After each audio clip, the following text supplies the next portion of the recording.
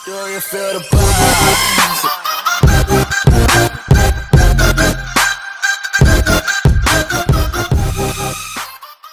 Assalamualaikum warahmatullahi wabarakatuh. Selamat pagi anak-anak. Bagaimana kabar hari ini? Alhamdulillah. Mudah-mudahan kita semua selalu dalam lindungan Allah Subhanahu wa taala. Baiklah anak-anak, meskipun saat ini kita sedang belajar secara daring, secara tidak tatap muka, namun kita harus selalu bersemangat dalam belajar. Karena belajar itu hukumnya wajib. Baiklah anak-anak, sebelum kita memulai pembelajaran, marilah kita membaca doa terlebih dahulu. A'udzu billahi minasy syaithanir rajim. Bismillahirrahmanirrahim. Alhamdulillahi rabbil alamin. Ar-Rahmanir Rahim. Maliki yaumiddin. Iyyaka na'budu wa iyyaka nasta'in. Ihdinas siratal mustaqim. Siratal ladzina an'amta 'alaihim ghairil maghdubi 'alaihim waladdallin. Raditu billahi rabba wa bil islami dina wa bi muhammadin nabiyyan wa rasula. Rabbi zidni ilma warzuqni fahma. Amin ya rabbal alamin.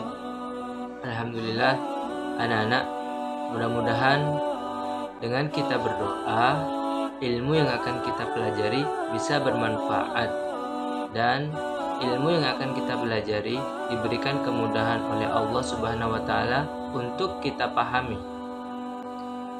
Baiklah anak-anak, pada hari ini kita akan belajar mata pelajaran PAI dengan tema yaitu mengenal nama-nama Allah Subhanahu wa taala. Anak-anak, sebelum kita memulai pembelajaran, Bapak akan menjelaskan tujuan pembelajaran. Yang pertama, tujuan pembelajaran kita mengenal Asmaul Husna adalah yang pertama yaitu agar peserta didik dapat menjelaskan makna Asmaul Husna. Yang kedua, peserta didik diharapkan bisa lebih mengenal Allah Subhanahu wa taala. Yang ketiga, peserta didik diharapkan dapat mengaplikasikan sifat-sifat Allah Subhanahu wa taala dalam kehidupan sehari-hari. Yang keempat, yaitu peserta didik diharapkan lebih yakin bahwa Allah Subhanahu wa taala itu ada.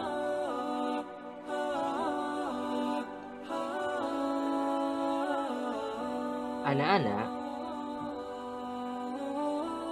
sudah menjadi kebiasaan apabila kita ingin mengenal sesuatu.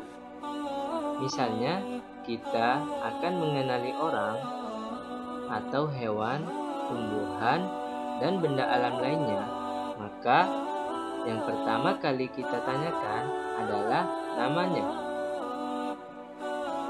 Karena melalui nama itu, kita bisa mengenal sesuatu. Demikian juga halnya Tuhan. Siapakah Tuhan? Dalam agama Islam menyebutnya Allah Subhanahu wa taala. Lalu, bagaimanakah cara agar kita bisa mengenal Allah? Untuk mengenal Allah lebih jauh lagi, maka Jawabannya ada pada Asmaul Husna. Oleh karena itu, Allah Subhanahu wa Ta'ala mewahyukan namanya kepada manusia melalui kitab suci Al-Quran. Di sana telah disebutkan nama-nama Allah Subhanahu wa Ta'ala sebanyak 99 nama, atau biasa disebut dengan Asmaul Husna, yaitu nama-nama yang baik dan indah. Adapun pelajaran kita hari ini yang akan kita bahas dari sifat Allah hanya ada 4. Yang pertama, sifat Allah yang akan kita bahas adalah Al-Mumit, artinya yang maha mematikan. Yang kedua yaitu Al-Hayyu, yang maha hidup. Yang ketiga Al-Qayyum, maha berdiri mandiri. Yang keempat yaitu Al-Ahad, yang maha esa.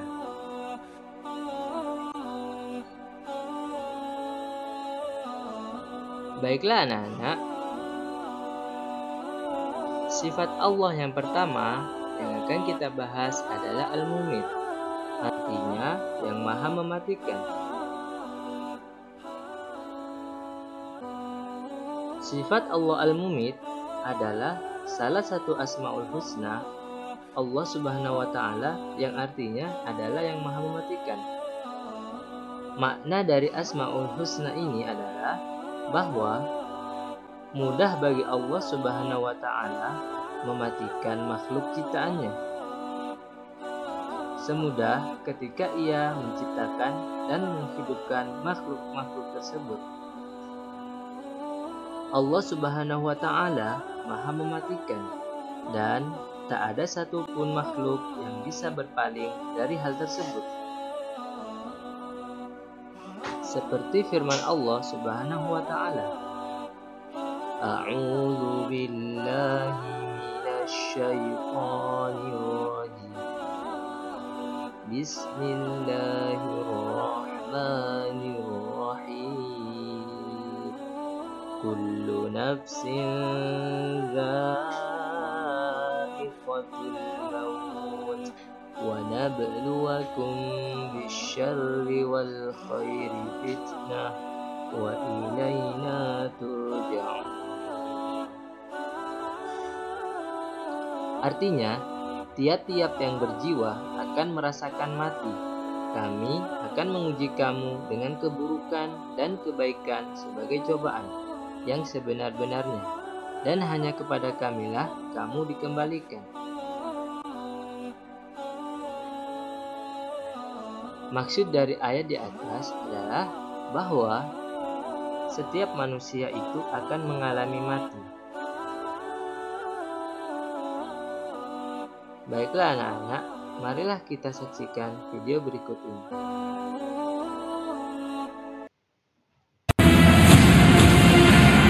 Kematian adalah kepastian, dan kematian adalah kawan terdekat dari kehidupan. Sebab maut bisa datang kapan dan di mana saja, dan menghampiri siapa saja tanpa mengenal usia hingga status seseorang.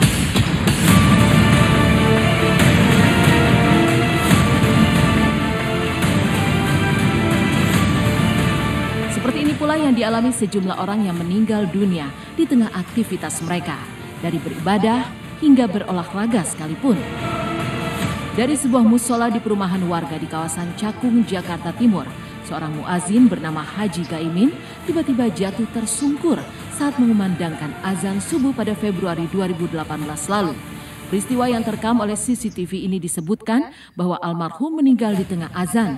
Sementara itu seorang ustadz juga terekam CCTV meninggal dunia saat memberikan khutbah di hadapan puluhan jemaah.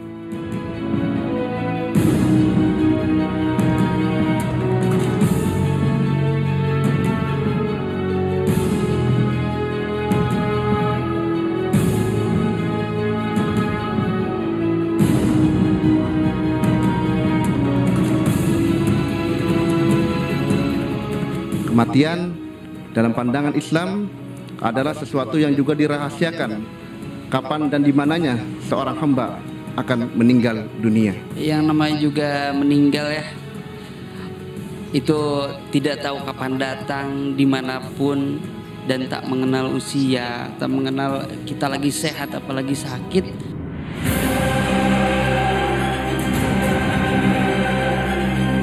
Kematian yang datang tiba-tiba tanpa ada sakit atau gejala apapun juga menimpa Mas Liani alias Eli. Wanita ini diketahui meninggal dunia di area MTQ Kecamatan Rengat pada bulan April 2018 lalu. Ketika itu Eli tengah asyik bermain rebana mengiringi sebuah lagu. Tapi belum selesai satu lagu, Eli tiba-tiba jatuh tersungkur yang mengejutkan banyak orang hingga acara sempat dihentikan.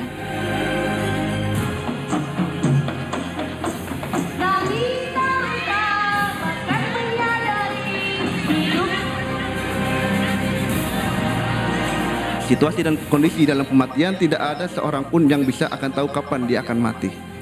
Bisa jadi ketika dia membaca Al-Quran, dia bisa saja meninggal dunia. Atau ketika dia sedang bekerja, dia bisa saja meninggal dunia. Atau dalam melakukan aktivitas lainnya, yang namanya kematian itu adalah rahasia Allah. Bagaimana seseorang akan meninggal dunia tak satu pun yang mengetahui. Ia bisa datang kapan saja tanpa pandang bulu sama sekali. Bahkan sejumlah kisah menggetarkan hati datang dari sejumlah orang yang meninggal dunia ketika mereka tengah beribadah sholat.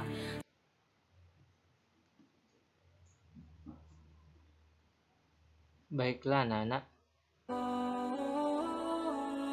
arti dari video tersebut maksudnya adalah Allah itu mempunyai sifat al-maut yang maha mematikan.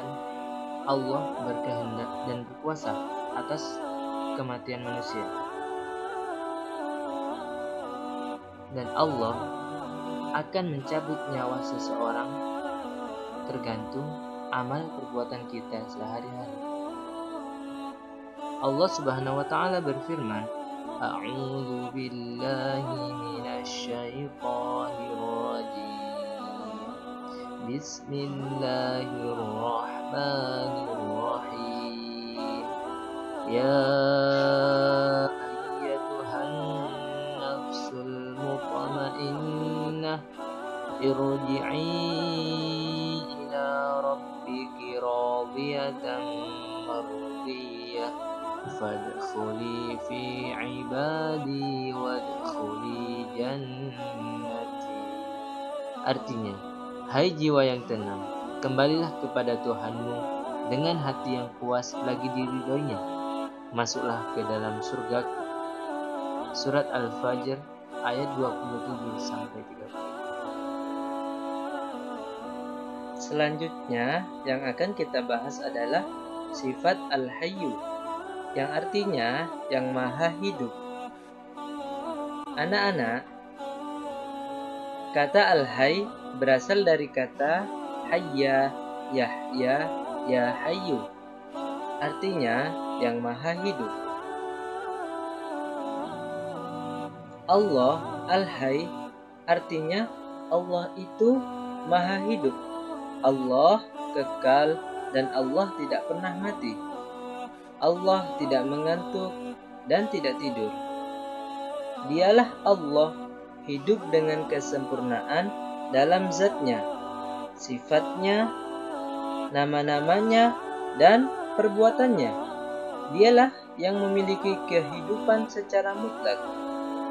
Allah tidak pernah bergantung kepada siapapun, dan Allah tidak dibatasi apapun. Sebagaimana kehidupan makhluknya, dialah sumber segala kehidupan yang hidup di alam semesta ini. Semua kehidupan makhluk bergantung kepadanya.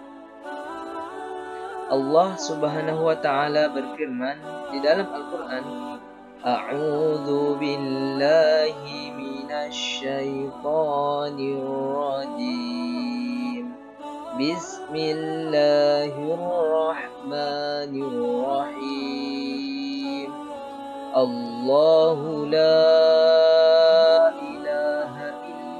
huwal hayyul qayyum la ta'khudhuhu sinatun wa la nawm. Artinya, Allah tidak ada Tuhan yang berhak disembah melainkan Dia Al-Hayyu yang hidup kekal, Al-Qayyum terus-menerus mengurus makhluknya, tidak mengantuk dan tidak tidur. Surah Al-Baqarah ayat 255. Anak-anak, jika seorang hamba yang meneladani nama Al-Hayy, maka dia akan selalu menjadikan Allah sebagai pusat ketergantungannya, dan dia akan selalu tunduk dalam segala usaha dan permohonannya hanya kepada Allah, karena ia meyakini bahwa Allah lah yang memberikan kehidupan dan yang mengurus kehidupannya. Maka dengan sikap kemandirian dan usaha maksimal, ia akan terus menghidupkan kehidupan melalui apa yang telah dihamparkan oleh Allah di alam semesta ini.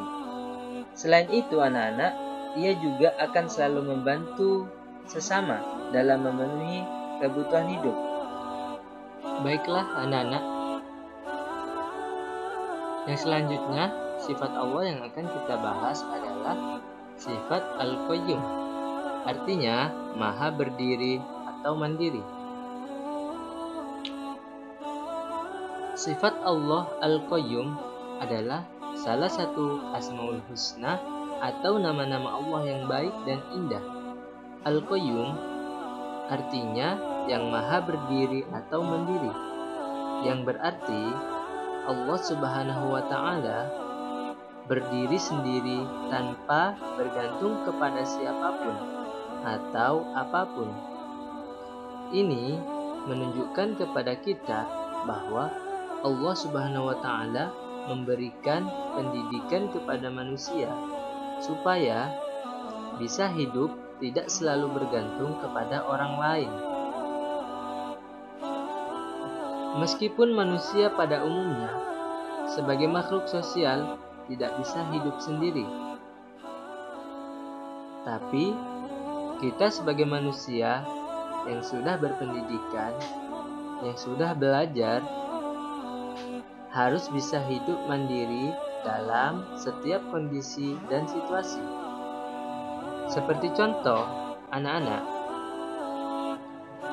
kalau di rumah bangun tidur, anak-anak bisa merapikan tempat tidur sendiri tanpa harus bergantung kepada kedua orang tua.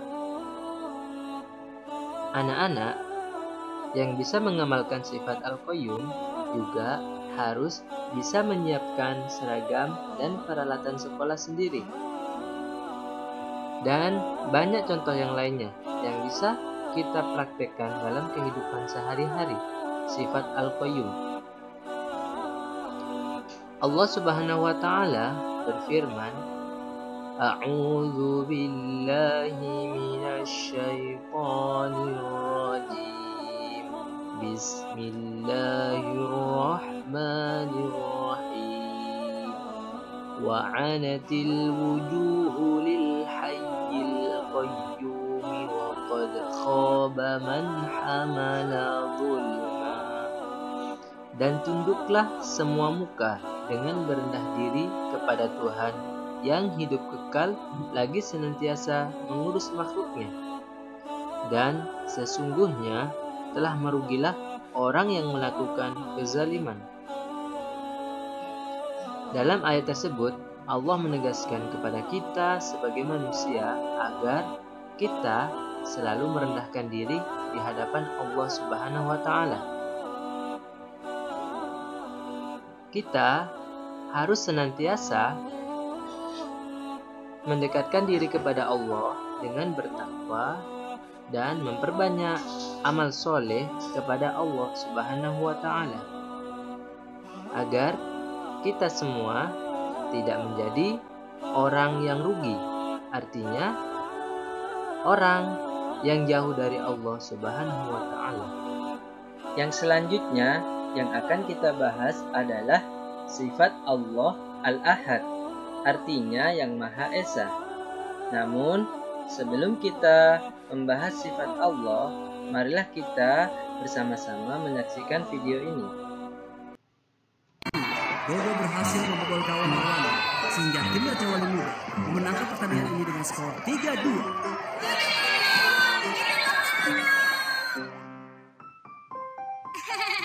Akhirnya kita bisa memenangkan pertandingan. Itu karena Dodo pakai kekuatan Dewa Bulan. Iya, Dok. Hah? Aku nggak percaya. Kok nggak percaya sih, Tok? Tadi itu kalau tendangan Dodo tidak pakai kekuatan Dewa Bulan, pasti melenceng. Dan hasilnya cuma imbang 2-2. Iya, Tok. Gol Syamil dan Dodi Wong sebelumnya nggak pakai kekuatan Dewa Bulan tuh, Dok. Tapi Tok, itu kan bukan gol penentu kemenangan. Pokoknya aku gak percaya. Kamu memang keras kepala, Tok. Kamu tuh yang kebanyakan nonton film. Loh, kok jadi ribut begini? Nih, minum dulu deh, biar adem dan segar. Alhamdulillah. Terima kasih, Kak Nadia. Bismillahirrahmanirrahim. Alhamdulillah. Nah, sudah pada adem kan? Tadi kenapa kalian ribut? Gini Kak Nadia, tadi Dodo bilang kita menang karena kekuatan Dewa Bulan. Benar, Dok. Iya kok. Nah, sekarang dengarkan ya. Kemenangan yang kalian dapatkan tadi adalah semata-mata karena pertolongan Allah, bukan pertolongan atau kekuatan siapapun, termasuk Dewa Bulan. Ini adalah keyakinan yang prinsip bagi kita sebagai Muslim. Kalau kita meyakini ada kekuatan selain Allah yang bisa memberikan manfaat atau musibah, maka itu termasuk perbuatan syirik. Emang syirik itu apa sih Kak Nadia? Syirik itu artinya menjadikan sesuatu selain Allah sebagai Tuhan untuk disembah dan ditaati. Dan ini adalah dosa yang paling besar. Termasuk meminta pertolongan kepada Dewa Bulan? Ya termasuk, karena kita dilarang bergantung dan memohon pertolongan kepada selain Allah. Hayo lo Dok, dosa besar tuh. Kamu masuk neraka loh. Benar kan Nadia? Dosa syirik memang bisa menjerumuskan seseorang masuk neraka, kecuali dia bertobat sebelum ajalnya tiba.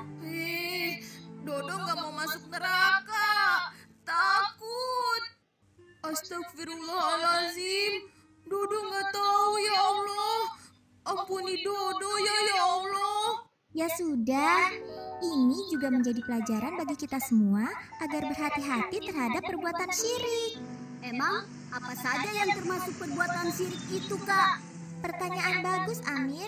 Yang termasuk perbuatan syirik itu antara lain: pertama, menyembah patung, pohon, atau benda-benda lain selain Allah. Kedua, mendatangi dukun atau paranormal dan meminta pertolongan kepada mereka. Ketiga, mempercayai ramalan bintang-bintang. Keempat, menyimpan dan mempercayai jimat-jimat yang bisa mendatangkan manfaat atau musibah. Nah, itulah beberapa hal yang termasuk perbuatan syirik. Kalian paham? Paham. Dodo bagaimana? Paham, Kak. Masih pakai menyebut kekuatan Dewa Bulan gak nih? Ya enggak lah, kan sudah bertobat.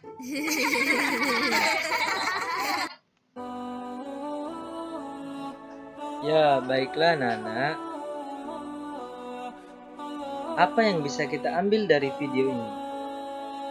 Hikmah pertama yang bisa kita pelajari dari video tersebut adalah bahwa kita tidak boleh menyekutukan Allah Subhanahu wa Ta'ala, dan kita juga harus selalu berdoa hanya kepada Allah Subhanahu wa Ta'ala.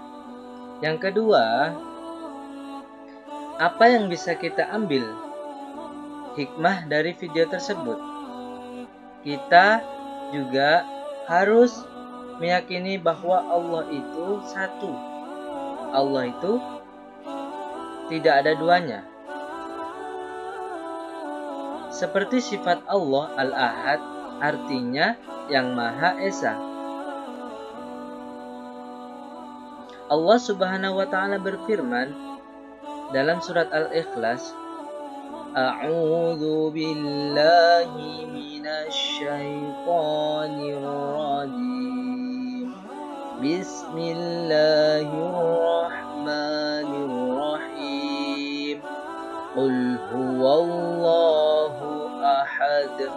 Allahus samad. Lam yalid wa lam yulad wa lam yakul lahu kufuwan ahad. Artinya, katakanlah, dialah Allah yang Maha Esa. Allah adalah Rabb yang bergantung kepadanya segala sesuatu. Dia tiada beranak dan tidak pula diperanakkan, dan tidak ada seorang pun yang setara dengan Dia. Anak-anak, Allah mempunyai sifat Al-Ahad. Sifat Al-Ahad itu adalah salah satu Asmaul Husna, atau nama-nama Allah yang indah, yang berarti Allah itu Maha Esa. Artinya bahwa tidak ada Tuhan dan sesembahan yang pantas disembah selain Allah.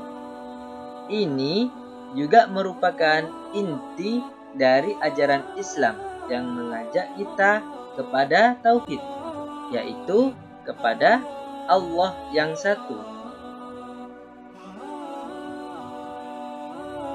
Anak-anak, mungkin pelajaran kita hari ini kita cukupkan sampai di sini. Mudah-mudahan apa yang sudah kita pelajari tentang nama-nama Allah bisa bermanfaat bagi kita semua, khususnya bagi anak-anak, agar bisa mengamalkan sifat-sifat Allah yang sudah kita pelajari dalam kehidupan sehari-hari.